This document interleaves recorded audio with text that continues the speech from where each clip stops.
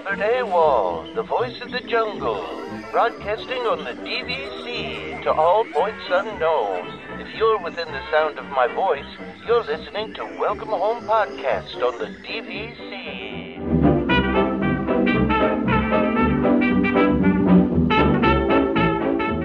Hello and welcome home. This episode of Welcome Home is brought to you by DVC Resale Market. Thank you for joining us on episode 256 of Welcome Home, a Disney Parks and Vacation Club podcast. I'm Tom, I'm here with Trevor and Damon. What's up, guys? Hey. Wait, don't laugh. No one knows what you're laughing at. So I don't care. People can speculate about it. It's funny. I almost wanted to interject at the beginning there, but it's fun when I make a mistake literally on the first sentence or I guess it's the second sentence I read. So yeah, which you're not getting. Nobody's gonna out there. Nobody's gonna hear that because it's not gonna be in the show. So I really only know. Yeah, the only time I ever edit stuff out is when stuff like where we screw up really badly. Half the time. Mm-hmm. If we screw something up, I will typically leave it in. It's just when I flub the entire beginning of the podcast, then it becomes a problem. So I think you should just speed it up so that people it'll just and then and then go to what it actually was. I should just bleep it. I should just do a big bleep sound over it. No, speed it up so that people can't hear what it's saying. But I'm suggesting an alternative. Yeah. No, that's funny. Yeah, you can try it too. There are some people that listen to us on 1.5 speed, which I think is funny because I really always wonder what my voice would sound like in 1.5 speed. I mean, I've never done it, but I mean, I've watched videos before on 1.5 speed, and it's kind of funny, right?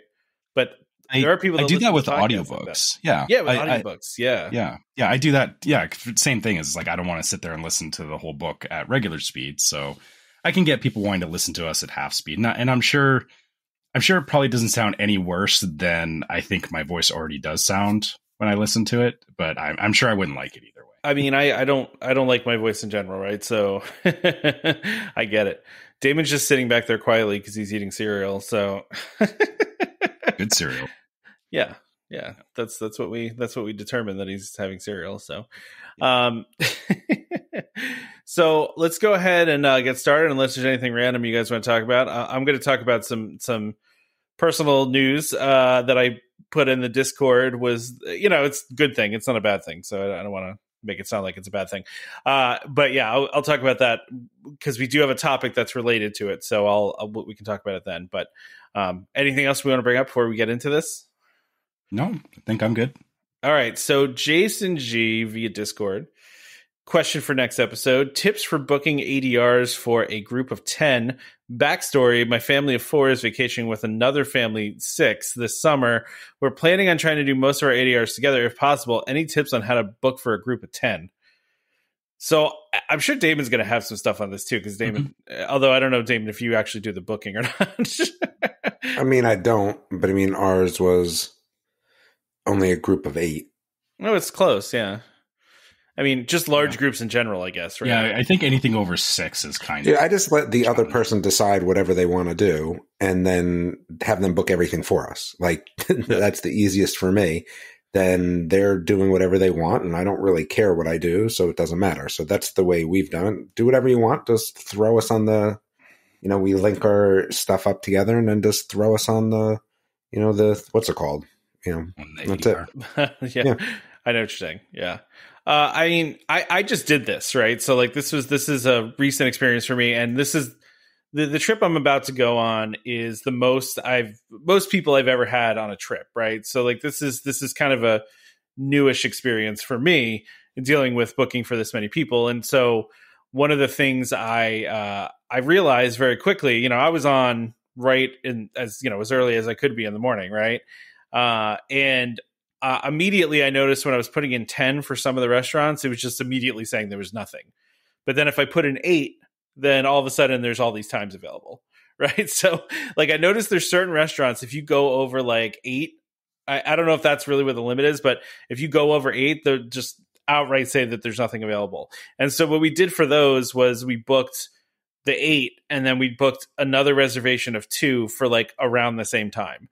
So close to the same time. in the hopes that, maybe they could put us together or whatever.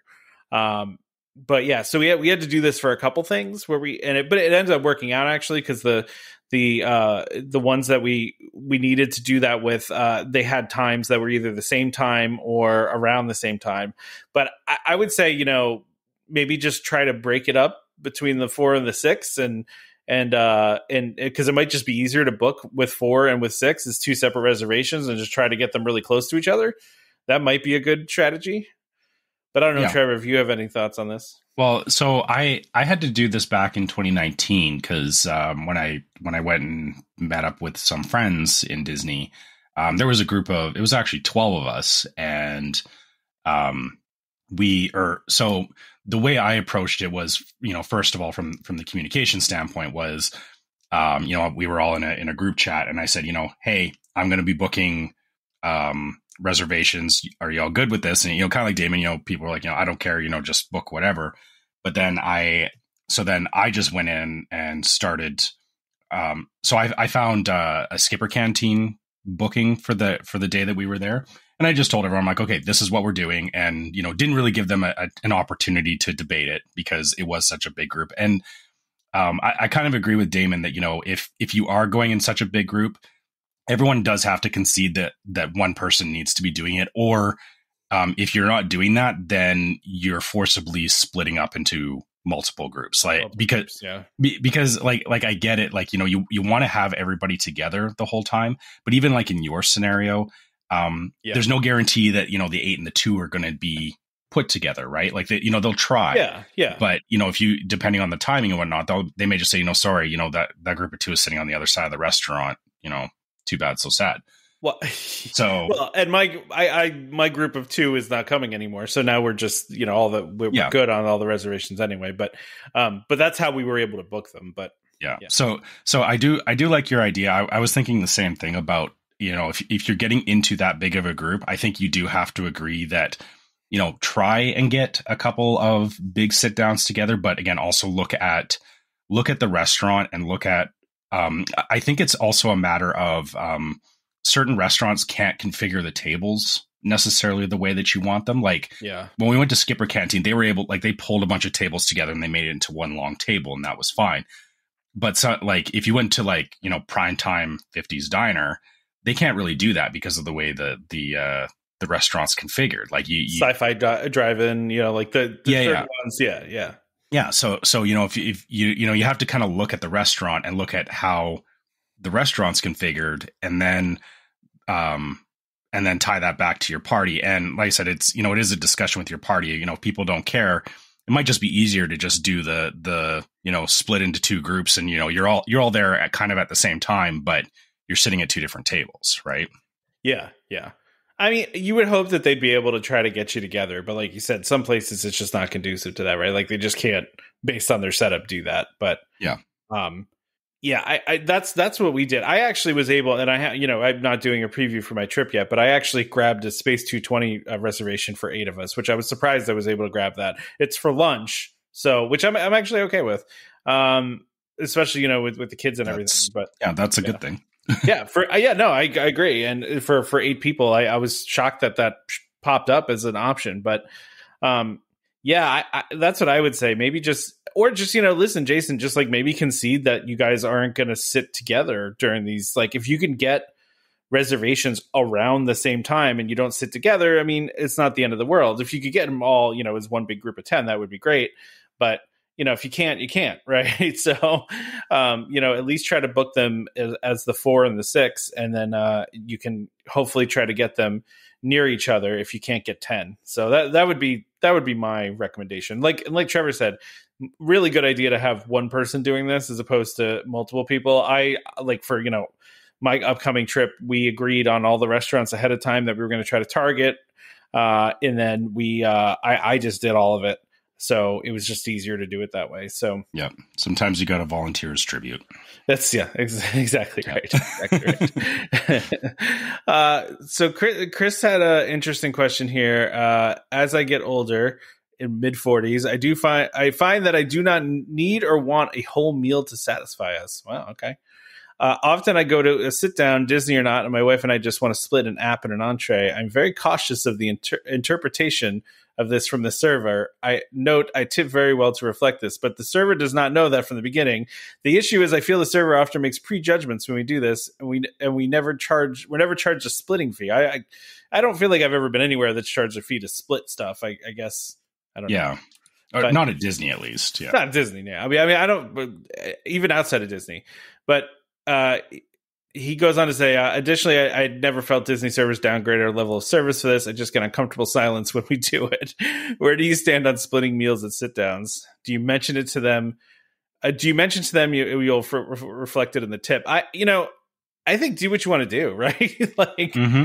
I mean, I understand though, like the concern, like about the waiters and being concerned about the tip and stuff like that. I always feel that way. Like whenever I do when I do the DVC discount, where I get like 15%, the 15% off. I always want to like say to the waiter, like, no, I'm going to do it on the original total. Like, you know what I mean? Like, I don't want them to think I'm just going to give them the tip on the discounted total. So I kind of understand what you're saying here, even though I don't really split the meals. You're always, you can be worried that the waiter is, bummed out that they're having to serve you because you're not getting as much food.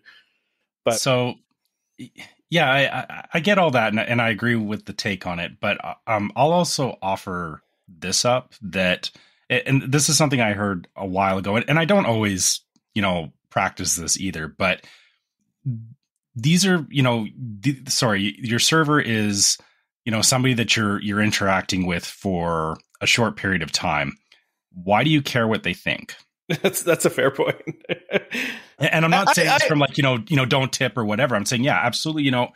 Be conscious of, they're working, if you're showing up and getting a glass of water, that's rude. Don't do that. Yeah. But yeah, I get that too, is, I think they do understand that the portion sizes at Disney are huge. Like we've ran into this as well, where it's like, it's way too much food. And, we've done it at quick services where it's like, we all split like sides and stuff like that because we don't want that much food. But I guess at sit downs, we traditionally haven't done that, but that's not to say that you can't. And for us, it's, my wife and I can never really agree on what to eat. Like we never order the same thing at a restaurant. So, oh yeah, that would never happen with my wife. Yeah. We never eat the same thing. That doesn't work for us. So, but I think if you just say, hey, we're splitting something, I'm sure that they've seen it happen enough times. Your waiter or waitress is not going to, they're not going to care that much because you're one of many people that are coming through there at the end of the day. And like I said, I guess the way I look at it is they're, if they're that bothered about it, that's kind of their issue. It's not your issue. Yeah, I would agree with that. Yeah. Is it the same in Canada, Trevor, where it's like, very much like when you go to a restaurant, it's, very much the waiters, pay is based on how much they tip. Like, is it the same kind of tipping culture as that we have here? Cause I know, yeah. Yeah, it's pretty similar. I think, I worked in a restaurant years ago, and so I can't speak in the last 20 years because I haven't worked in a restaurant that long. But yeah, but I know there was the everyone got a base salary, and I mean it wasn't like an amazing base salary, but then you got the tips on top of it. So it wasn't. I guess, and correct me if I'm wrong, but some places it's like the tips are entirely the wages. Is that? Yeah, I mean, for the most part, yeah. Like there are some places where they make like a couple dollars an hour, and then the rest of their salary is based on tip. So right, I guess here they they do get paid like at least minimum wage. Like they won't pay them like less than that. And generally, or at least in my experience was, waiters and waitresses got paid more than that, but then a lot of their the additional money was based off of the tips, right? And yeah. Tipping up here is it's the same kind of thing where it's people habitually will tip at sit downs. Although I've noticed a thing lately where it's like you go to a place to like get like bubble tea or something, and they have it on like you go to pay and the little screen comes up and wants you to put a tip in, which I say no to, because I'm like, Yeah, okay, yeah. you didn't do anything other than, working at the counter. Like, That one Yeah, gets you me know. all the time. Yeah, because Yeah. I feel bad about it but at the same time, it's like all you did was hand me food. but yeah, it's like, nothing's changed there. Like Yeah. it's not like I said, I don't, and I'm sure people will disagree with me on it, and that's fine. That's just my perspective on it. But I don't feel that, tipping culture up here is like I've never had like a waiter or waitress get rude at me because of tips or anything. Like I'm basing all this off of anecdotal stories I've heard where, sometimes people will get upset about, if you don't tip a certain amount. Up here, it is still a tip. It's not like they're still getting paid at the end of the day. It's not like you're not, or that they're not getting a wage as well. So, it's not great. Obviously that, everyone wants to make more money when they can, but, yeah, I don't see, I guess when I'm in Disney, like I kind of tip the same way that I tip up here, and I've never had an issue with it when I'm there. But that's because like if I'm at a sit down, I do make sure I tip the waiter or waitress appropriately. And even if we were splitting meals, it would be like kind of the same thing that Chris is saying. So I would still make sure that it's like, hey, you were serving us, I'll tip according to that, right? Yeah, that makes sense. David, I don't know if you have any opinions on this, but No, I don't. I don't care that much. Okay, like, cool. I'm just going to do what I'm doing, and that's that. I don't Yeah, really care. deal with it. All right, I got one other question that was on Facebook here that we'll do. Justin says, "What movie without a live action remake would you make?" I mean, I feel like Out a live action remake. I feel like the answer there is Hercules in my mind, but yeah, Hercules would be. There's a good Hercules movie already. yeah, but like it's not the it's not the Disney version. The same of story. Hercules. Yeah, well, it's the same story. Yeah, but I'm saying that it's you do the Disney version of it. I thought you were going to refer to the Kevin Sorbo series for a second there. Is that what he's referring to? What are I'm you not. referring to, David? No, he's not. But that's where I thought you were going for a minute. No, why do I need another movie? That's the whole point. Like, right? Why do I need another movie of the same thing? It already exists. Cool. It was older. All right, fine. Like, give me something new. It's the same thing I feel about Disney rides. Give me something new, man. I don't need the same stuff over and over rehashed again. Yeah. Okay. So your answer is there's nothing that you would want to see as a remake. Not a thing. Okay, that's fair. I mean, it's fair. A lot of people don't like the live action remakes, so I mean, I'll be honest. I haven't gone to see any of them either. I've kind of like Damon. I have no desire to go and rewatch a movie that I watched 20 years ago, just redone in live action, because I don't know. It seems it's the same problem that I have with like remaking of video games, because that's been a trend in gaming culture lately. Is that and that's not to say that all of them are bad. Like it's not that they're bad because of that, but it seems like there's a lot of like pandering to nostalgia that I don't think we need. And like to Damon's point, give us something new and interesting. And even if it's in the same IP, tell a different story. Stop rehashing the same stuff. Because really, what are you getting out of a live action remake of one of these movies? I mean, listen, I saw the Aladdin one, and I thought it was different enough, right? Like they did enough different stuff in it. I mean, it's still the same base story, but like obviously, you know how it ends. No, you're right. You're right. Yeah, you're right. It just brought something different to it. But no, I don't disagree with this. I also look at it too as like they do these live actions because it's safer, right? I mean, like people are going to go and see them, like they're going to make money, right? So I don't know. It's always difficult to do a new franchise because like you could end up bombing, and then they spent all this money on something that didn't work out. So yeah, okay, I don't know. That's very hard to. I mean, I'm taking this from a business point of view. Yeah. But even at that, like there's some franchises that initially bombed at the theaters, but then they spawn a cult following, which ends up like it's not like sometimes there's slow burns, right? Like it's not fair to say, well, they didn't have a good opening weekend, so it's a bad movie. Like I don't know. I also too, I think Big Hero 6 would make kind of a cool live action. Just throwing it out there. So Yeah. Yeah. Okay. Yeah. I mean, sorry, I haven't really thought about Big Hero 6 as a live action, so I'm just saying you could. I think it would be kind of cool. Mhm.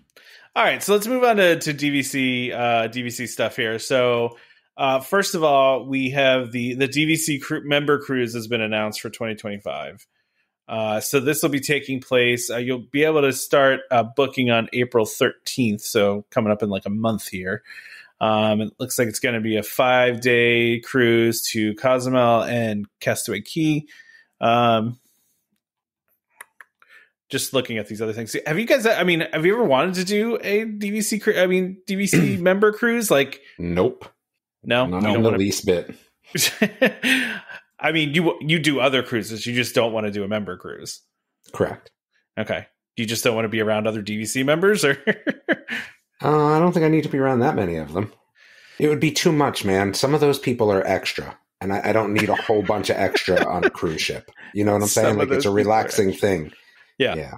I mean, if you take the percentages of the extraness when it's only, a small percentage of people, way different. Yeah. Dude, come on. You guys tell me you haven't talked to those DVC people that are extra. I think we all have. And they're just too much. I think there are. You're lying if you say fans no. in general that are very extra, right? So, but Sure. yeah, DVC is a different level. Yeah, I would agree. Yeah. I get what you're saying. That makes sense. I mean, the interesting point about that too is, and like to your point about people who are extra about it, and I know this isn't the case with all DVC members, but we kind of make the joke about the monocle and top hat staying at Grand Floridian, right? Yeah. I feel like member cruises are the same kind of vibe, and that's not to say that everybody on there is like looking down their nose, but the funny thing is that it the whole thing about DVC is that it kind of makes you feel like you've got something special, or like it does have a bit of a VIP feel to it, but then when everybody on the boat is VIP, I think that doesn't feel good in my mind, right? Like, it's not as exclusive. It's just yeah, I get that. Which I know is it's ironic because I'm kind of saying that I like that top hat and monocle thing, but it's when everybody's doing it, that's not not what I want to see. I get it. Yeah. No, I get it. I'm sure there will be, a lot of people that will do this, and just so that everybody knows too, you have to, in order to be on the DVC cruise, you do have to be a Blue Card member. So you do have to have your well, it's not Blue Card anymore, but I don't want to call it. I appreciate that though. What? That it's only Blue Cards? Yeah. Oh yeah. Yes, absolutely. Okay. That makes sense. There'd be too many people gaming the system to get on those member cruises, like, because if you offered it to everybody, like, there'd be people that'd be like, I have 25 points and I'm just going to go on a member cruise. Like, yeah. yeah. I get what you're saying. Yeah. Yeah. Okay. So let's move on though to talk about more cruise stuff. So Disney gave us a update at the new island, the Lookout Cay. But was it an update? Like, what's in there that we didn't know already? I don't understand. I looked at this and I was just like, well, it's pictures of the actual construction. I guess. I mean, I don't know. To me, there's nothing really new information wise. No, they're just giving a construction update. Like, it's just, you can see how they're actually building it. That's all. I mean, there's some like 2 pictures, man. 3. It looks nice. There's like, it looks nice. I'm excited to go. Yeah. Yeah, no, I mean, it does look cool, and it does look like they're making a lot of progress. I don't know when is it when they saying this is going to open June 2024. Okay, I thought it was later than that. But. No, because I'm going in June. I think I'm going. Yeah, I'm going in June to this thing. Okay. I don't think the first one, but like one of the first 5. You know what I'm saying? I don't remember specifically. I mean, the one thing I will say is that I'm kind of excited by this barbecue because I'm going to tell you that notoriously the worst meals are the ones on the island. Okay, really. They just are because again, you're on this cruise ship, right? And you have access to everything. And then it's like, okay, you can only eat this. And it's just, I don't know. I think that it's been the least favorite food has been on Castaway Cay. Oh, really? So Okay. I'm happy that there's barbecue at least. I mean, that fits the vibe, but yeah, I mean, I guess, you don't want to spend a ton of your time eating anyway because there's so much to do and you really only have one day. Yeah. So I think it's going to be interesting to see. I don't know necessarily like what I'm going to be doing there because I mean, I know we went biking on Castaway Cay. I know we played basketball and volleyball. Like I think there's more to do here, at least more cultural things, since I think that will be fun. But yeah, I mean, we were looking at all the tours and stuff that you can do. I don't do tours, but yeah, I mean, this, like I said, this cruise, the only thing I'm paying for is gas there and back. That's it, man. That's the best way to do it right there. Yeah, so I'm not trying to like add on tours and stuff like that. That's fair. That's fair. Plus, the thing is, to be honest with you, maybe my third or fourth time, but the first time, I just want to like see what's going on. You just kind of want to wander around and like check I just everything want to out. see what's going on, man. Yeah. If you're on tours, you can't really like explore the place, right? Exactly. Yeah, you can't enjoy the everything that's going on. Yeah, that makes sense. Well, along with that, so they also posted some merch that's going to be on the new Disney Treasure, so I mentioned this in the Discord. So I'm officially booked on my first Disney cruise for next year on the Disney Treasure, which I'm very excited about, specifically for the Treasure, just because of all the parks, all the parks themed stuff, like the Haunted Mansion, bar place, and then the Jungle Cruise one, the 20,000 Leagues Under the Sea, like all that Disney park attraction stuff on the ship.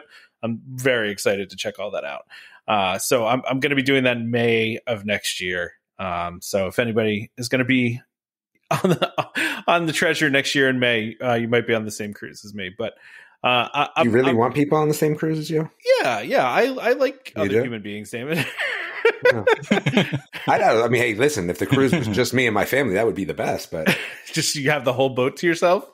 I mean, I'm just not trying to interact with people if I don't have to. If you're on vacation, yeah.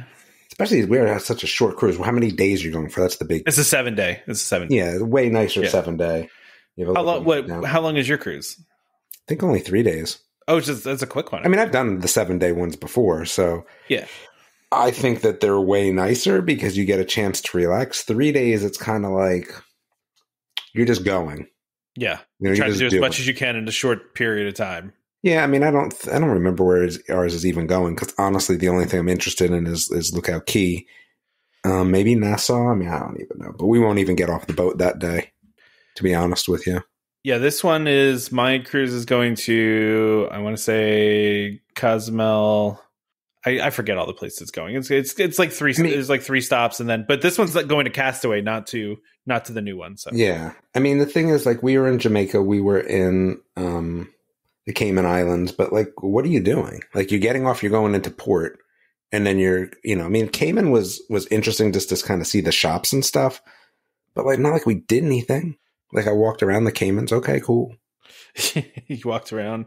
Probably somebody probably tried to sell you some something random, right? Like yeah, I mean, I think we got something good in the Caymans. I think my son got something cool. Like, all the kids got something pretty neat in the Caymans, but I don't think we even got off at a few of the stops because the thing is, like, if I'm paying for this cruise, right, and the boat has 8 million things to do, you can't do them all. There's always some pretty cool stuff going on port days on the boat because, right, they kind of want to cater to the people that are still on the boat. There's not a ton of people. You get to do kind of cool stuff. Like, keep me on the Disney experience, right? Rather than, okay, so I have Disney experience on the boat or I can walk around Cozumel. I mean, that's the same vibe as doing stuff during the fireworks, I feel. Yeah. It's like where the ship's empty. Yeah. Yeah. If everyone else is off doing other stuff, that's when you go and do things. And like you said, you have the whole ship to yourself sometimes. Yeah, so it looks like it's Cozumel, and then we go to Georgetown, Grand Cayman, then Jamaica, and then Castaway Cay, and then back. Probably the same one that we did. Yeah. I think we got off in Jamaica because the kids just wanted to say they were in Jamaica, but again, we were in the port for like how long, and then we walked around town, like I said, in the Caymans, and then didn't even get off in Mexico. I get that. I mean, I've never been to Mexico, actually, believe it or not. So I'm actually, interested to check out Cozumel. So, I also haven't done a cruise since I was like, maybe like 13. So it's been a really long time since I've done a cruise. So I'm really looking forward to it. It's gonna be a lot of fun. Sure, it'll be very different than you remember. I mean, well, also I'm doing a Disney cruise, and I'm pretty sure the one I did when I was 12 was like a what do you call it? Carnival. It was like a Carnival cruise, so like it wasn't even like all that nice of a cruise. No offense to anybody that uses Carnival, but I feel like somebody posted in Golden Buttons that they were doing a non-Disney cruise, and I was curious myself, to like, hey, so what do you think? We haven't done a non-Disney cruise in a long time either. Yeah. You get spoiled. Well, that's the main thing I'm worried about, Damon, is that I'm going to do this, and now I'm going to want to do more of these, which I probably will. But yeah, I mean, you get to the point where it's like, I mean, again, I enjoy cruising a lot, but again, it's more like, okay, so I've cruised how many cruises do I need? Yeah, I get that. So, I mean, I think you'll have more cruises, but I don't think that it's going to be something where like, oh, I need to cruise 3 times a year. Yeah, it's funny because last time I've been on a cruise, it was like 12. My mom goes on cruises like 2-3 times a year. She's retired though. Yeah, she's retired. She goes on cruises all the time. Like they get free cruises sometimes. They literally will get free cruises. Yeah. But again, they're retired. I think it makes a big difference if you're retired 100%. Versus not. Because not that it's a waste of a vacation, because it's 100% not. Like I said, I really enjoy cruises, but when you're not retired, you could kind of experience the same thing by going out to dinner. I know. I mean, you know what I'm saying? Yeah. I get what you're saying. Yeah. I mean, my parents were doing cruises and they got tired of it. They've actually stopped doing that. Yeah. Well, I just want to talk about this merchandise that they're going to have in the Disney Treasure, which, the Disney's kind of putting out little things here and there. And, just to make me more excited, even though I'm a full year and 2 months out. Which stinks to book something so far ahead of time and have to wait that long. That drives me crazy. I'm not impatient, but a whole year, and change, like it's a long time. But regardless, I'm excited to be on the Treasure. I'm excited it's going to be a couple months after its first voyage. So, but a lot of this stuff, Trevor, you said, like you want some of this stuff. I'm jealous. I'm just going to put this out there. Well, whatever you want, I'll get it for you. Well, I'll get it for you, man. Just let me know what you want. I mean, there's that Society of Explorers and Adventurers notebook looks really nice, and the Nautilus plant holder looks really nice. I was looking at this plant holder. I'm like, I don't even want to put plants in it. I just want to have it like on a shelf somewhere. Like, don't even need to put plants in it. I just think the coasters so cool. Too. Like I know they're just coasters, but those are nice coasters. They're very cool coasters. Yeah, they're extraordinarily cool coasters. Like I said, I'm jealous because this is all like the kind of merch that I would love to see in the parks, and you'll never see it in the parks because it's on the Treasure. Like, exactly. What are they doing? What about these glasses that do you see these cups that are on here? This the 20,000 League. Yes. That's going to be a diving bell. Yeah. Those look way too cool. I feel like I need to get that. That notebook is really cool, Trevor. I totally agree. I listen, if you want it, it's yours, man. I'll get it for you. No problem. Well, yeah, we'll have some discussions as you get closer. I mean, this is the thing, is this is like a year out, like you said. I know it's a year out. Yeah. It's so long from now. Yeah. But yeah, listen, I'll get you whatever you want. It's cool. Yeah, maybe there'll be more of this kind of merch between now and then. We never know. Oh, I'm sure there will be. I'm sure this is just like a beginning teaser here. And I mean, let's see. They don't say that there's going to be more, but I'm sure there will be more. So, but yeah, that is really cool that they have a Society of Explorers and Adventurers. I love that they continue referencing that, like in like weird places. I love it. I love it, and I hate it because you want more. I wish that there was the Adventurers Club was back and there was like something more solid. But the fact that they keep like you said, dropping little hints of it is like, come on, guys, please, it'll be good. Like, just do it. Well, you remember they were going to do that TV series around that, and I think I don't know if that died with COVID or I don't remember, but that was somewhere in the last couple of years. It just kind of fell off. Yeah, that was going to be so cool. They were going to make like this whole universe out of it too. I mean, maybe it's still on the table. They just haven't done it yet, but. It's right there next to the Reflections plans. Yeah, it's right there next to the Reflections plans. Yeah, exactly. I hope they change the name of that if they ever decide to build it, because I still feel like it sounds like a day spa, but that's neither here nor there. So let's go ahead and do our ad unless we have anything else we want to talk about here. All right, so the sponsor of this episode is DVC Resale Market. DVC Resale Market, a World of DVC company, is the leader in the DVC resale industry with 13 former Disney Vacation Club guides and 3 former Disney Vacation Club quality assurance managers. If you're thinking of buying DVC, browse the largest selection of DVC resale listings anywhere, with DVC experts on hand 7 days a week to answer your questions. If you're thinking of selling, turn to the friendly professionals at DVC Resale Market, where over 98% of listings sell within 30 days. In 2023, DVC Resale Market helped over 4,400 families join or add on to their memberships. Go to dvcresalemarket.com/welcome home or call 1-844-DVC-PROS. That's 1-844-382-7767. And when you speak to them, be sure to let them know that Welcome Home sent you. All right. So this one just popped up. Just like yesterday, right? Yeah. Yeah, I watched this video. It was how could you not watch this video? It was cool. Yeah.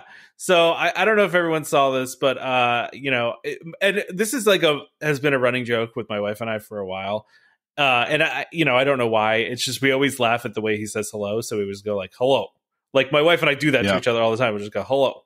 Like, right, just randomly, and it's always a bad impression of Patrick Warburton from doing the Soarin' pre-show, and so I guess to celebrate the California Soarin' over California coming back for a limited time, Patrick Warburton decided to. Well, I'm sure this was set up by Disney, obviously, but that he decided to come over and do the show live, do the pre-show live to guests. Yeah. Which, listen, it annoys me generally that like Disneyland gets all these fun things like this, but I understand why, right? It's obviously where a lot of the actors live. Yeah, I get it. Mm-hmm. It just kind of stinks. But I just thought this was really funny, and really, people really kind of freaked out about it, and I thought it was cool that they did this. Did you see he did a bit of a Kronk throwback in the spiel as well? What? No, I missed that. What did he say? Oh, he was doing the Cusco's poison stuff, but he was doing it about the safety. Oh yeah. Okay, I totally didn't even that. Went right over my head. He sat there for a minute, kind of doing the bit, and I was like, yeah, that's cool. It was. It's nice that he didn't just show up and do the safety spiel. He definitely, did a callback to other characters too, which is nice. I did also enjoy that as people were walking by with their Mickey hats on, he was doing the, the nice work, pal. Yeah. I will say, we've talked about meeting celebrities and stuff, and, most celebrities, if I was there for something like that, it would be I wouldn't be I don't care, but I'd be hey, cool. But Patrick Warburton's been in a lot of stuff that I like over the years, not Disney related either. He's been in a lot of other shows that I really enjoy. I mean, he was pretty legendary in Seinfeld. Family Guy. Family Guy. He's done a lot of animated shows on Adult Swim. The Venture Bros. If for anyone that's watched that. My daughter watches a Baby Shark show, and he's the grandfather in the Baby Shark show. Which, it's when you hear his voice, you're like, it's Patrick Warburton. So he's one of those celebrities that I would have been excited to be there for that. Would have been that was really cool. I'm so glad I was there to see him, kind of thing. So I'm glad that they got him back for that, because I think a lot of people were worried that that they were going to replace him in the opening spiel. But yeah, I feel like Disney kind of knows how to read the room on that stuff sometimes. Yeah, just to leave that in place. Yeah, I was worried when they changed the movie that they were going to change the pre-show, right? But it has become kind of one of those really legendary ones where you just can't change it, right? So. I'm trying to decide though, is this one's not as cool as when Johnny Depp was doing Jack Sparrow in the ride, right? I mean, I feel they're kind of on the same level as far as Disney celebrities go. I know Johnny Depp is far more Like It's a much bigger star, yeah. yeah, like Pirates is a bigger thing, but people who are Disney fans also know who Patrick Warburton is. So yeah, that's true. Yeah. That's true. I mean, I feel like pretty much most people know because you probably watched something that he either voiced or was in, right? Yeah. He's one of those guys that's been in for a long time. And I mean, people meme about like Emperor's New Groove stuff all the time. So That is true. yeah. Yeah, that's a good point. But yeah, I mean, I don't know. I feel like the Johnny Depp one was cool because he was actually like in the ride, but well, he was in the ride too, Patrick was in the ride. Like he actually came out and like did the spiel like as people were. I saw, in the seats, so. Yeah, I like that. Yeah. I was wondering to myself if he knew the whole spiel like by memory, or if he had to. I'm sure he had to brush up on it, but I'm sure he didn't have like cue cards or anything though. But like he didn't do it exactly either. He kind of was joking around with it too. Yeah, and because he threw in some Kronk stuff in there as well. Exactly. Yeah. I totally missed that. I'll have to rewatch this video. I kind of watched it on low volume, with around my family, so like I didn't hear the whole thing. But yeah, you know how that goes sometimes. Yeah. So anyway, yeah. So I just thought that was cool. You can go and check the video out. It's funny though because I saw somebody had posted like a screen cap of like somebody posting on Twitter that like that he had done this, and I said to my wife, I was like, somebody had to have recorded this and put it on YouTube, and I mean. I wasn't thinking at the time, like, of course Disney recorded this and was going to put it out. Like, why wouldn't they? Like, this is obviously something they set up. So, yeah. Right. I mean, I feel like for like, if you notice, like nobody had their phones out during that, which kind of makes me think that, they do a little bit of like prearranging, like, okay, you guys are going to have something happen. They don't necessarily tell them who's showing up, but it's like, just, no phones are recording during this time or something like that. Yeah. Like, I feel like they kind of like prep the guests for it a little bit. Yeah, that actually, that makes sense. Yeah, I'm sure they do. They know how to manage those kinds of things. All right, so let's do a rumor. We were talking, we were talking off the show about doing, reckless speculation like we've done in the past. But we haven't had like a really good. And then you come with this garbage. What? Okay. Paris. Can we get something that's like topical at this point? The Mandalorian's not topical?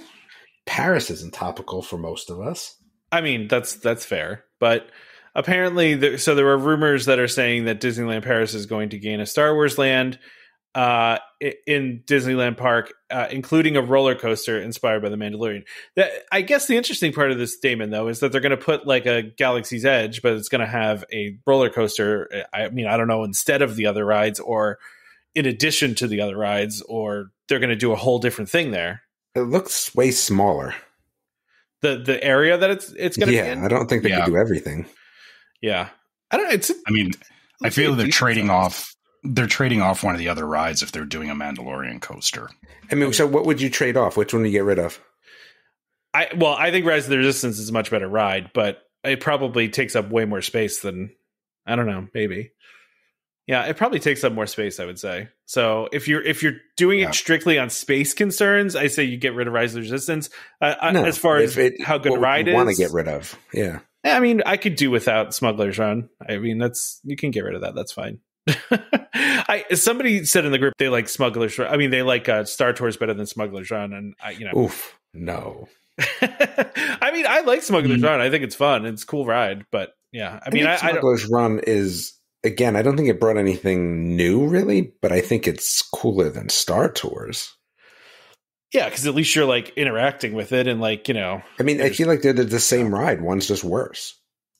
One's just worse. I mean, they are both simulator rides, yes. Yeah, I mean, it's just worse. Yeah. But back to this Mandalorian roller coaster, I think I could kind of get on board with that. There's a lot that you could do with that, but you can't give me you can't give me Star Tours 2.0. Like, it's got to be a real roller coaster. It's got to be kind of something that I don't know. How do you do it without screens, though? What are you doing for a roller coaster that's themed like that? I don't know. Yeah, this is kind of my question: is what do they do with a Mandalorian roller coaster? Like, I mean, you could do a ton of stuff. Yeah, there's a lot to do. Yeah, are you doing screens? Are you not doing screens? I feel like you probably kind of have to do screens. Yeah, I mean, kind of like Guardians, you put, it would be, a big show space with screens and all that. But it's funny. I don't really even consider Guardians a roller coaster. I know it is, but like it absolutely is a roller coaster. It is, but it just it's not. It's not a real roller coaster. Different. It's just that. Okay, whatever. Yeah, I mean, it's a bunch of screens. Like I could watch TV in a spinning couch and be the same thing, but neither here nor there. I feel like if you're going to do a roller coaster, let's do a real roller coaster. I feel like you want to do like a really like a intense roller coaster is what you're saying. Like it doesn't have to be roller coaster. Yeah, I mean, it could be like the Rock and Roller Coaster. I mean, Rock and Roller Coaster is a real roller coaster. Yeah, it'd be like that. But the thing is, I don't think that's themed like you would theme The Mandalorian. Like that's kitschy and cheesy. I like it, right? But after your initial, like once you get on the roller coaster itself, it's not. The theming is not there. Yeah, how do you do that? Because like you said, the Mandalorian, I feel like they're like anything Star Wars, it's a lot of visuals. But if you're on a roller coaster, like it's hard to do visuals that work, right? Like yeah, I don't know. I mean, I'm down for it though. I mean, for something different, maybe they have something up their sleeve. I mean, I doubt it, but I haven't. I said, I still haven't seen anything new. I think in the roller coaster world in general, besides like different inversions and things like that. But I'd be up for something different and new. About indoor coaster. Yeah, I think it's got to be indoor. Yeah, I was just thinking to myself, how like they decided like when they like created the like the dinosaur / Indiana Jones vehicles, they were just like, let's throw a simulator on a car, base. What if they were to throw like a simulator on a roller coaster car, like where the car could actually it'd probably make you sick. I'm just saying. I think you're inviting whiplash if you do that. Just surprised they haven't tried it. Well, I mean, you're talking about like a roller coaster simulator? Yeah, a combination of a roller coaster and a simulator. Well, I don't think like you're thinking of, but they had them in Epcot at one point, right? But I know I'm talking about a real roller coaster, but it like bumps around like the cars on Dinosaur and Indiana Jones do. Yeah, I mean, I again, just give me different. I mean, if that's what it takes, okay. But you're right. Like Disney's not going to push that make people sick agenda, right? Like they're going to keep it as open as possible to as many people. I feel like I don't know. Yeah. But I think it would be cool. I think there's a lot to do with Mandalorian. I think it would be kind of neat.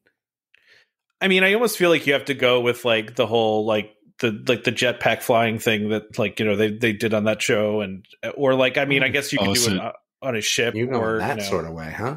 So doing like a hanging coaster, so you're that would be interesting. Yeah, I could I could get down because Disney doesn't have one of those. Even though it's not something new, I do enjoy those coasters, the flying coasters. And I think if it was because I mean SeaWorld has that one called the Manta. I think the first time we went on that like. It was an experience for sure, right? I was like, oh, this is kind of cool. I think if you had that themed up way better, yeah, that would be kind of neat. I could get behind that. All right, there you go. Even though it's not new, but it's still, I think it would have to be themed really well. I think you're inside and the whole thing is like, you feel like you're on a planet. Like give me the whole entire building as the ride, right? As you're flying over stuff on the planet and yeah. Like, it's not like where you're seeing select scenes. You're seeing the entire planet, and you're also seeing it front, sides, and back. That's tough. That's tough to do. Yeah, that would be tough, man. Yeah, because usually they're trying to make it so you can't see the track in those dark rides, right? But like if you have the whole room lit up, I'm sure there's a way to do it. Oh, I'm sure they could figure it out. I mean, I also. Think that they're going to, obviously if they were to have this, there would be a Baby Yoda, Grogu, little animatronic, right? Like, what if you just rode around in that thing instead? What if the cars were like his little bassinet? I mean, yeah, that would be kind of cool. Grogu next to you on the Yes, you're riding in Grogu's bassinet. So he's like attached to you, and as you go, he's just sitting next. He's in the bassinet. Yeah, he's in the bassinet with you. He's kind of driving it from the front of the bassinet. How's that? with the I can Force. see that. Yeah, Yeah, of course. Yeah. Of course. Yeah, of course. Yeah. This article also links off, and I don't remember talking about this, but there was a patent that they filed. Oh, I kind of remember this actually, where they years ago, back in 2020, where it looks like they created a real version of like the floating Grogu thing. Yeah. Mm-hmm. With it's just basically a drone. I mean, it's just a drone basically. Who knows if they end up using that at some point. I feel like I've been pretty impressed by even the little animatronic that the Mandalorian carries around in Galaxy's Edge. Like just the videos of that have been pretty cool that they can do that now. So I don't know. I guess we'll have to see what happens, right? But like you said, this is Disneyland Paris, but it doesn't mean like if it was successful, they could always, they will import stuff over to the American parks. Like, I'm assuming someday they plan to expand Galaxy's Edge at some point, I would think. Yeah. That's fair. If it does well enough, we may see it in 5 years or whatever, right? Yeah, exactly. Yeah, you don't think they're going to expand that? 5 years. 5 years is a generous timeline. Yeah. I mean, Tron should have been 5 years, but wasn't. Yeah. But that was just you're right. That was just kind of the same ride again, right? Yeah, just pretty much copied it over. Yeah.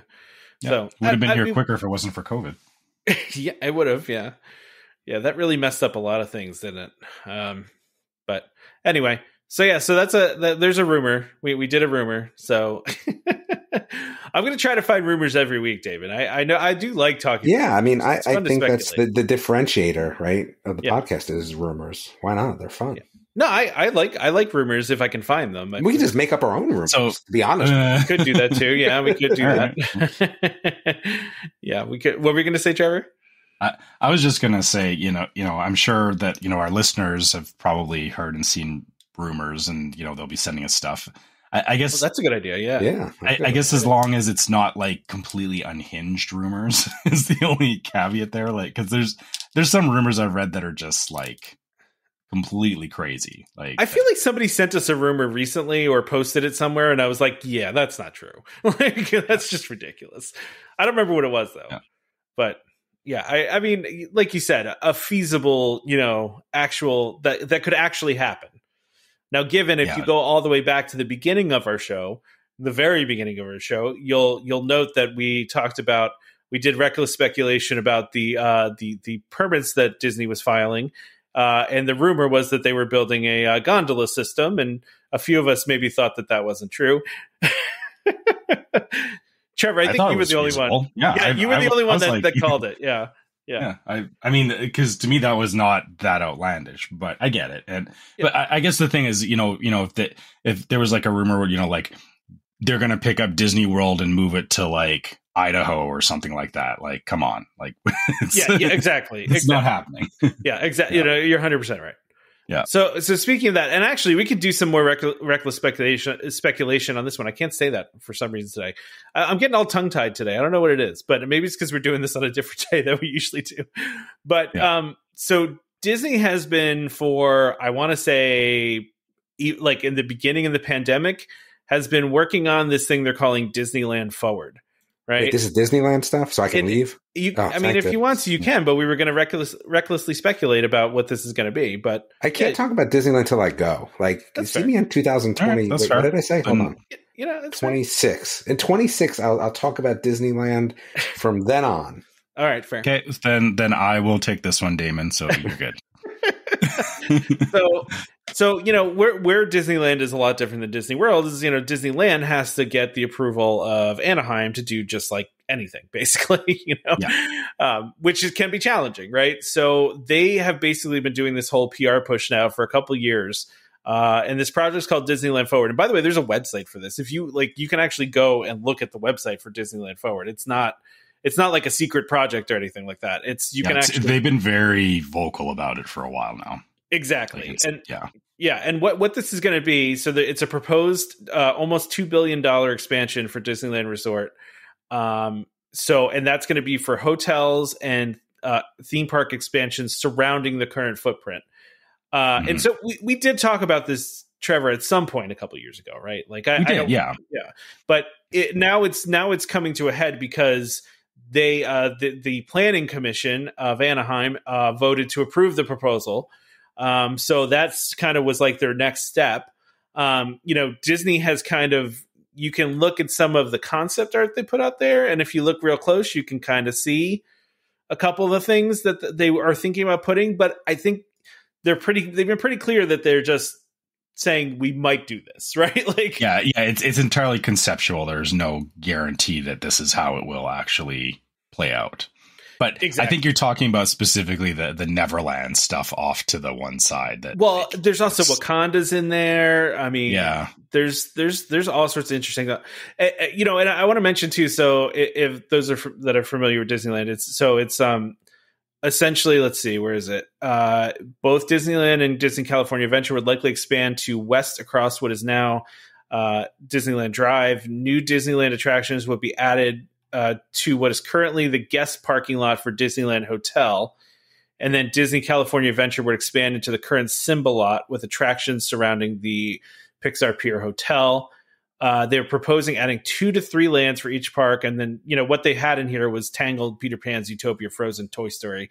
But at the same time, Iger's been talking a lot about putting Pandora over at Disneyland. So I'm assuming that Pandora is going to be one of these things, right? Well, I mean, I've also seen that Pandora, because there's a whole section in California Adventure that's very underutilized, and he's been very careful about saying a Pandora experience. So yeah, people are not extrapolating that to mean that it's a 1-for-1 recreation of Pandora in Animal Kingdom. It could be on a smaller scale, and so there is opportunity for them to put it into California Adventure before any of this stuff comes to fruition for Disneyland Forward. So, but I get what you're saying though, is, there is potential for them to, use that as also a selling point exactly for Disneyland Forward. The thing that gets me right now, and when we've talked about this, I want to say it was like 2 years ago, we talked about this. It's a couple years ago, for sure. This was before the DVC tower was built. So looking at the planning for this now, I'm realizing that there is a DVC tower that will be in the middle of a potential park. Literally in the park. So kind of going back to what we were talking about with, like them building something at Epcot, or, all of us would love to be in a hotel, like similar, like I've stayed at the Grand Californian, which has access into California Adventure, but this would be like right in the middle of one of the parks. Like that's crazy. It is. The part that gets me, Trevor, too, and I don't know if it actually says it in this article, but they're also proposing apparently using a people mover like system to transport guests in between the parks, because they'll apparently will have, pedestrian bridges and stuff like that. But apparently they're also talking about doing a real people mover, actually building a people mover that is for transportation purposes, which if they were to do that, that would be amazing. I would go just for that, because I love the people mover, and I'm kind of sad that Disney never actually used it for real transportation, Oh, totally. Yeah. Like have multiple stops so you can, get on, like kind of like what they do with the monorail right now in Disneyland, which is the monorail stops in Tomorrowland and at the Disneyland Hotel, or just close to the Disneyland Hotel. It's not like right outside of it anymore.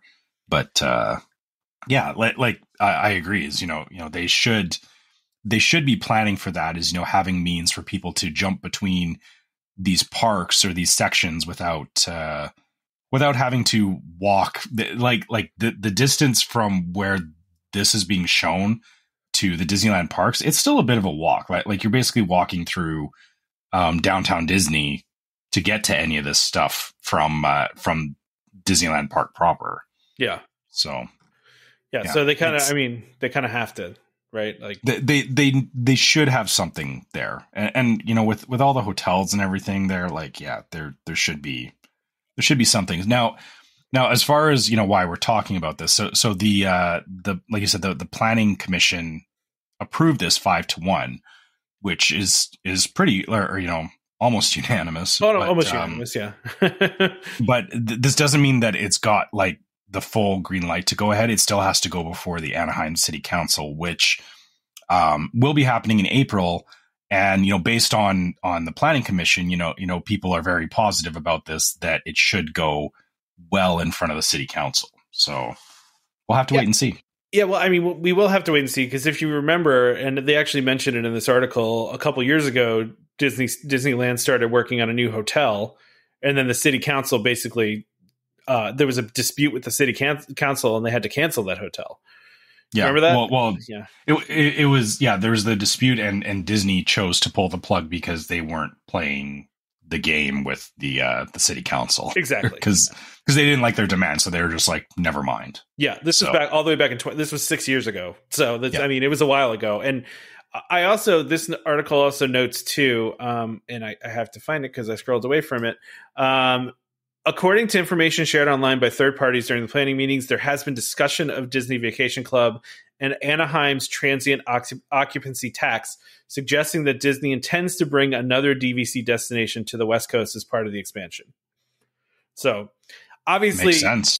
Yeah, I mean, obviously, Disney understands that transient that tax is a problem for for the newest resort, and so maybe they're trying to get them to lower that or change it so they can justify. Yeah, get a temporary agreement in place that it doesn't apply to that area or something like that. There is lots of room for negotiation on these things. Yeah, I feel like they did something in the past where they had some sort of tax waiver for like a long period, like 20 years or something, because they did something for the city. I forget what it was, but I might be making that up, but I'm pretty sure they did something like that. So yeah, and I guess part of this too. So some of the fine print on this is that to your point about the transient tax, is that Disney, or according to this article, Disney is committing to $30 million in affordable housing in the area. On top of all this, $40 million for street and transportation improvements and $10 million for sewer upgrades. So I think that may be part of the negotiations, that they're saying, hey, we're going to do a whole bunch of stuff to help, build up this area. So cut us a break on the transient tax. That's what I would think. I could see their swing on that, right? Yeah, no, I could totally see that. And they're probably working on that kind of thing. There was a time in the past couple of years where they had a little bit of a acrimonious relationship between Disney and the Anaheim City Council, but it seems like it's not that anymore. So hopefully this does get approved, and Disney will be able to do this, because I think they're just really waiting to do it. I mean, they've announced already that they're going to be doing all this stuff over the next 10 years. They're already saying they're going to do $2 billion worth of stuff. I think they're just waiting. As soon as they get approval for this, they'll probably start making some announcements, I would think. Yeah, I think it's been very smart of them to socialize this as much as they have, because, since there's the website and, people are talking about it and everything, it's very hard for the City Council to ignore, not just Disney saying we want to do the stuff, but if like other people are coming to them and pressuring City Council saying, why are you not letting Disney do this? I'm sure that's working in Disney's favor here. So. Yeah, sure. Yeah, I think it's definitely one of those things where Disney is very good at playing hardball behind the scenes, and I think this is as much as we're all seeing this as hey, this is very positive and everything, is that Disney's also they're pushing because they really want to do this, like they know what this means for just building Disneyland up into what they were hoping to do like years ago, like Westcott kind of stuff. So yeah, I think this is Disney, trying to finally push that through, right? Yeah, absolutely. Agreed. So yeah, this is really, it's very interesting. Like you said, how they've been out here with it, like just kind of like on a PR tour, basically trying to get people, on board with this. And I'll be interested to see what they decide on, because if you go on the Disneyland Forward website, they list a whole bunch of projects that already exist, but they pretty much say that like these just are giving us inspiration and ideas, right? So like they mentioned the Frozen Land in Hong Kong, they mentioned Zootopia, the new Zootopia Land, they mentioned Toy Story Land, they mentioned Tron. They're just mentioning all these different things.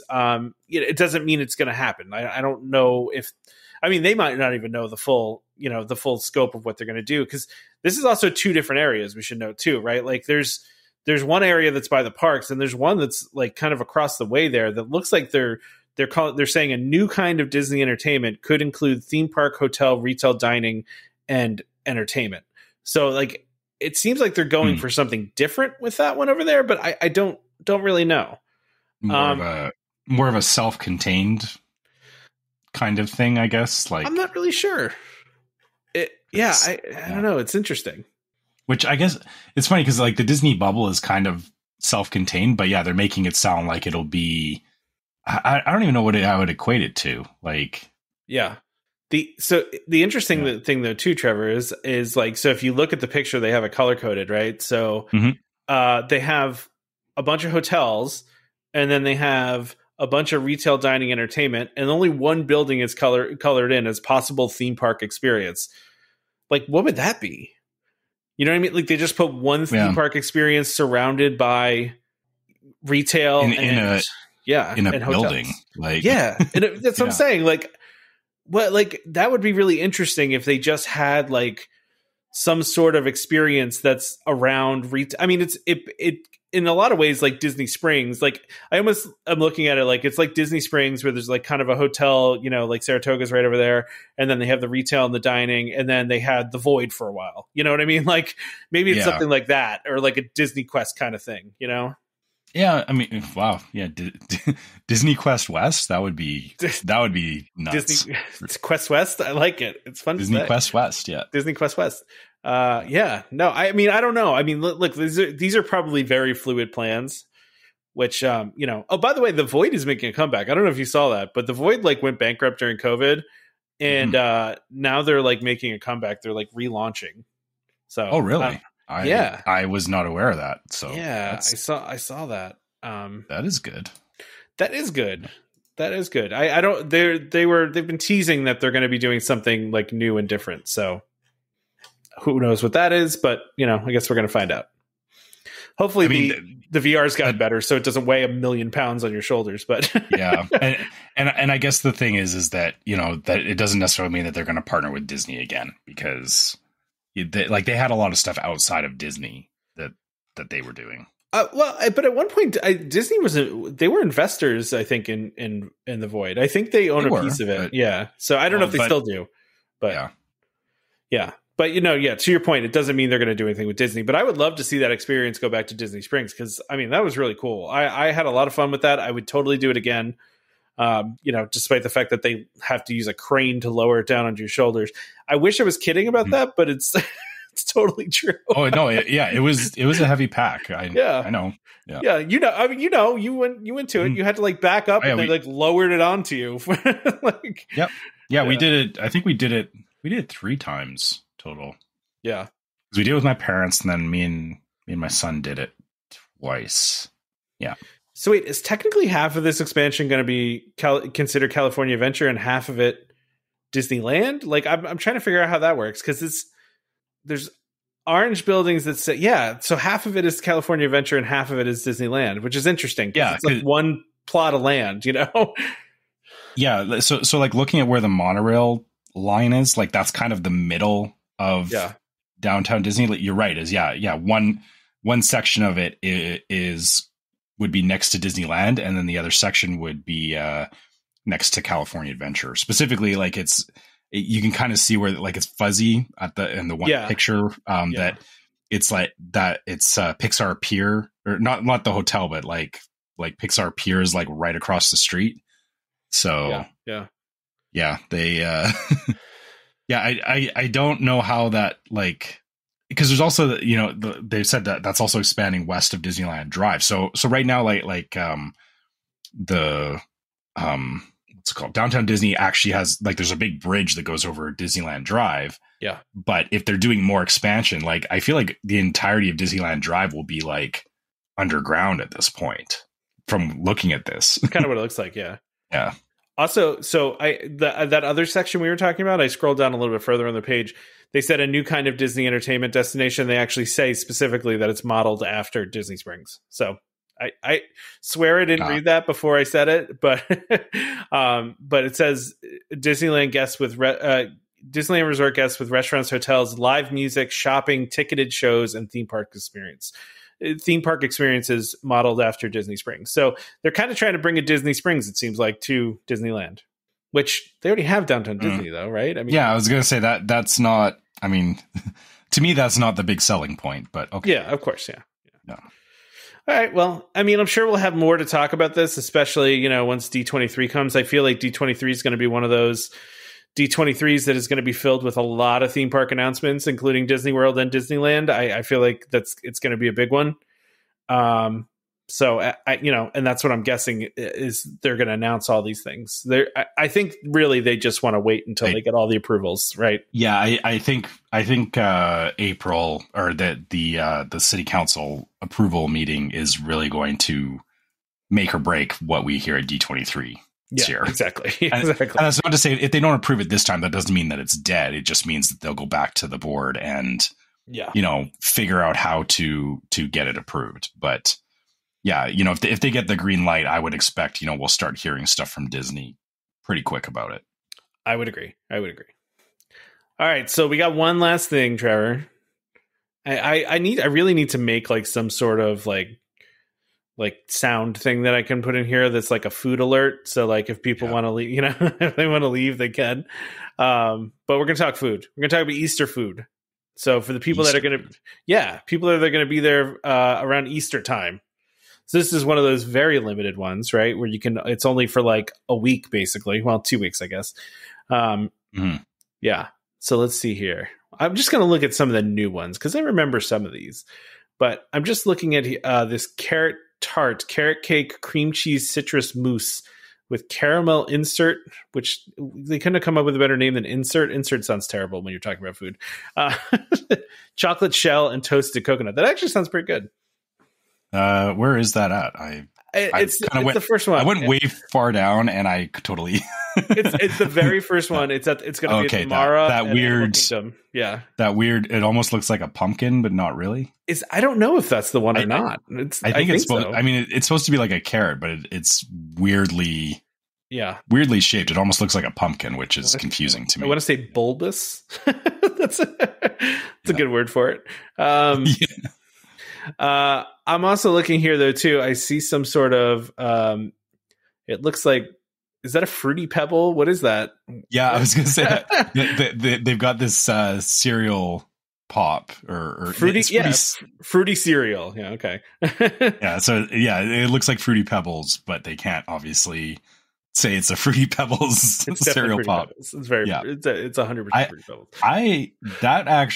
I usually don't go for the cereal treats, but I would go for that one because I love a good Rice Krispie treat. Yeah. I like this is basically a Rice Krispie treat. They just made it with Fruity Pebbles instead, right? Like essentially. They also have this bunny pop flower pot, which is a chocolate flower pot filled with jelly beans and 3 chocolate bunny pops. It looks very cool, and I would eat it just because I like chocolate, but looks kind of basic. It's a little basic, yeah. It's a little basic. I'm trying to see what else is new here. All right. Ooh, Easter egg macaroons. Okay. Yeah. I'm not a big macaroon fan. The Easter bunny petite cake looks very nice. I don't know. I mean, dare I say cute? Yeah. Yeah, no, it is. It's cool. And also the little panna cotta cup with just the butt of the bunny sticking out of the end of it is pretty funny. The one right next to it. Yeah. Yeah. And then they also have one of those piñatas over at the Ganachery, and which, I enjoyed. What? It looks like a bunny, but you're supposed to hit it with a hammer? Yeah, you're supposed to hit it with a hammer. Okay. Just double checking. I mean, sometimes you got to smash stuff with it. It's fun to smash those things. I'm telling you, it's a good time. Here's some interesting things. A Mickey Spring caramel apple. This is Granny Smith apple covered in caramel, dipped in yellow colored chocolate coating with springtime M&Ms. That's one thing they're allowed to use is M&Ms. It's not chocolate coated candy or whatever. And drizzled with white chocolate. Okay. I mean, we've talked about this before. Not a big fan of candy apples. What? So in the same section of pictures, there's the Mickey Springs cereal treat, or no, it's the popcorn, I guess is what it's. Well, there's a cake pop, and there's a cereal treat, and there's a popcorn. They're all new. Yeah, so the popcorn looks like, I'm sure it's good, but it looks like a bowl of cereal. It does, yeah. Which that's why I thought it was the cereal treat, but I'm like, it just looks like somebody threw a bunch of stuff in a bowl and called it good. Like, it's not even, I don't know. I get it. I mean, like I thought it looked pretty good. No. Oh yeah. I mean, it's following the same like pastel colors, and it's got that spring thing to it. But it's like you've got the Mickey candy apple, you've got the Mickey cereal bars, you got the Mickey cake pop, and then here's a bowl of like cereal, random stuff. Here's a bowl of sugar. Have a bowl of sugar. Yeah, exactly. Like it's just funny. Like I don't know how much they're selling me on that one. Yeah. I get that. Yeah. All right. Well, there's nothing really else I see on here that I want to point out. They do have some like stuff from Shanghai. Yeah. They got Donald waffles. And yeah, they got some Donald waffles. What is that? Rose? Oh, what is that a Duffy character? I guess. Oh, maybe it is. Yeah. Yeah. It's one of Duffy's friends. I thought it was Marie from the Aristocats, but no, it's not. But again, it's a cookie that's very well detailed and shaped like the character. And then again, the Donald waffle, which we don't get Donald waffles, we only get Mickey waffles. Yeah, because we don't get all the fun things, Yeah, we're not allowed to have nice things, apparently. Oh man, it is funny.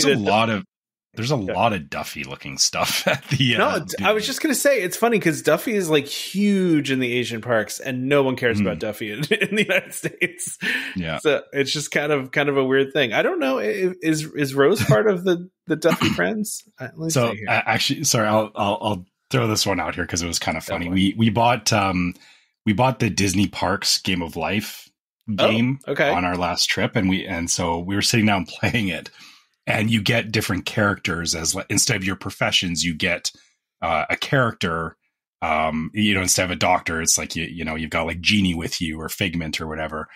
My son actually got Duffy as his character. Oh, really? That's funny. and he was so mad because I can see that. Yeah, because he was like, I don't want Duffy. Like this is the worst character. And of course, because they all have like different payday rates to them. Duffy's is not great. Like he's not a good character. Duffy's not a good character to have. Yeah, my son was pretty mad that he got stuck with Duffy when we were rolling around with like Figment and Maleficent and stuff. That's pretty funny. That's pretty funny. Well, on that note, let's wrap this thing up. All right. Let's wrap this up. So, as usual, you guys can always reach out to us at welcomehomepodcast@gmail.com. We love getting your emails and listener questions and, all that great stuff from you guys. We just love talking to you guys. And you can also find us on social media as Welcome Home, or on Facebook as Welcome Home Podcast, on YouTube as Welcome Home Podcast, and on Instagram as Welcome Home Pics. Make sure you check out our Facebook group called Welcome Home Disney Waitlist, where we've got lots of people in there that love to talk about Disney. We love talking with our Facebook group users, and, people post fun memes and talk about the show, and also talk about, their own trip planning and their own experiences in the park. So, if you want to come and get in on that, make sure you join the group. If you want to help support the show, you can go to store.welcomehomepodcast.com. You can check out our different types of merch, and, maybe if you need a shirt for your next trip, or just a mug for when you're sitting down listening to the podcast. You can grab a mug and have it ready to go as you're firing up this episode or the next episode. And we also do have a Patreon. You can go to patreon.com/welcomehomepod, and you can check out our different levels of Patreon support, which have exclusive merch that you can only get through Patreon. And all of our Patreon supporters also get access to the Discord server, which is yet another place that we have great conversations with you guys. And, as you heard, some of our listener questions come out of there as well. So if that's of interest to you, please check that out. Last but not least, if you're listening on iTunes or Spotify, please leave us a 5-star review. It does help more people find the show because, more people should find the show because we like doing the show. So help other people find us. So leave us that 5-star review. Yeah, and I don't have any this week, so no reviews this week, but please, send us some reviews if you can. Also, don't forget to subscribe to Welcome Home Podcast so you can be reminded every time we release a new episode. You can find us on Apple Podcasts, Google Podcasts, Amazon Music, TuneIn, Stitcher, Spotify, YouTube Music, just about any place you can find podcasts. You can find us. Just search for Welcome Home and look for the Disney one. Just a reminder to our listeners, Welcome Home Podcast is for entertainment only. We are not employed by the Walt Disney Company, and as such, all opinions we express on the show are our own. So please consult a Disney cast member or DVC representative for more information about anything we talked about today. A huge thank you to our sponsor, DVC Resale Market and World of DVC, for always sponsoring the show and always being our biggest supporters. So please check them out if you want to buy or sell your DVC or just rent some DVC. You can, do all of that. Join us next time for more Disney Parks discussion. Of course, more DVC talk. We hope to see you all real soon.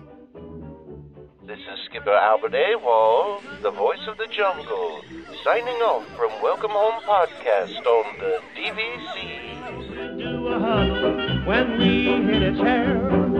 How she can cuddle is no man's affair. I looked around from pole to pole, found her in a sugar bowl.